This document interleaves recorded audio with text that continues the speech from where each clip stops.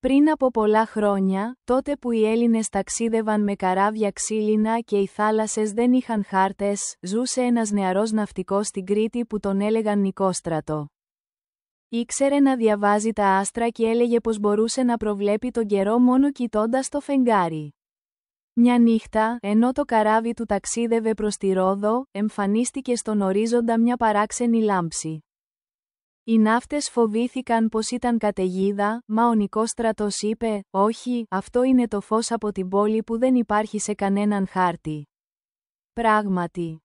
Ακολούθησαν το φως και βρέθηκαν μπροστά σε ένα νησί που κανείς δεν είχε ξαναδεί. Είχε σπίτια από μάρμαρο που έλαμπαν σαν να τα φώτιζε ο ήλιος, παρόλο που ήταν νύχτα. Οι κάτοικοι τους καλοδέχτηκαν και τους κέρασαν ψωμί που δεν χόρτενε ποτέ όποιος το έτρωγε. Το πρωί, όταν ξύπνησαν, το νησί είχε εξαφανιστεί, βρέθηκαν ξανά στο ανοιχτό πέλαγος.